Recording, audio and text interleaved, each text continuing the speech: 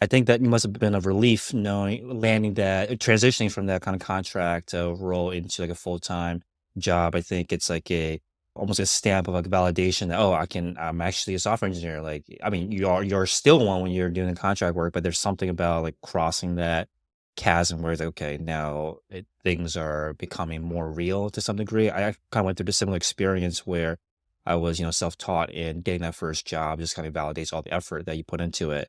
And I think one of the difficulties with the approach that you've taken, or anyone that's taken that hasn't graduated with a traditional like CS degree, is that you're leaving school with usually without the internships that are relevant to getting like a software engineering job.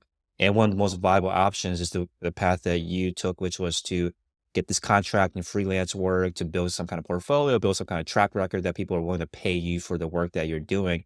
But what would you say, looking back on that time, what would you say are kind of like the pros and cons with this approach? I mean, maybe you'd have many options anyway, but like, what were the pros and cons as you were going through it? Well, for me, the obvious pro was like it was a good solution, right? While I was still trying to get a foot into the sustainability field. So that was a more of a personal pro. But I think the other pro I would say is that it just lowers the barrier to entry, right? I think if you go through this process, usually the interview process is faster, it's less rigorous. Usually if it's some type of consulting or contracting role, they're looking for people to do some specific part of a full role. In this case, it was doing just front end development. So just mostly someone was going to give me some mock-ups. I was just going to actually build the HTML, CSS, and JavaScript for it, hand it over to someone else. They're not looking for me to actually integrate it with whatever system they might have that actually brings about the experience. They were looking for me to do just like a specific thing. And so because of that, the barrier to entry, was so much lower than if I was actually assessed as someone who was going to do a lot more than that. Once you're in, you're able to do more, right? You're able to demonstrate more. You're able to uh, show more value, and so through that, you can then I think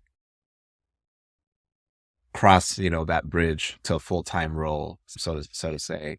And so that's one of the biggest pros I see. The con, of course, is that from a pay perspective, you probably are going to be paid less than what you would if you were to enter as a full-time employee.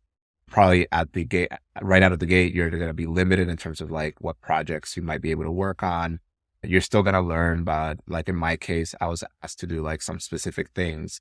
It wasn't like go in and actually build this into our content management system platform and make it live. So the responsibilities were more limited.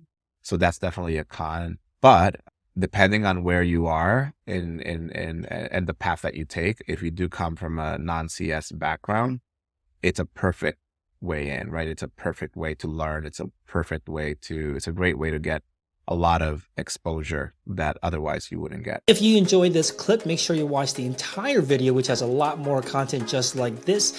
And if you want to make sure you don't miss any of our episodes where we talk to leaders in the tech industry, from software engineers to product managers to engineering managers, make sure you subscribe to the YouTube channel and also click the notification bell.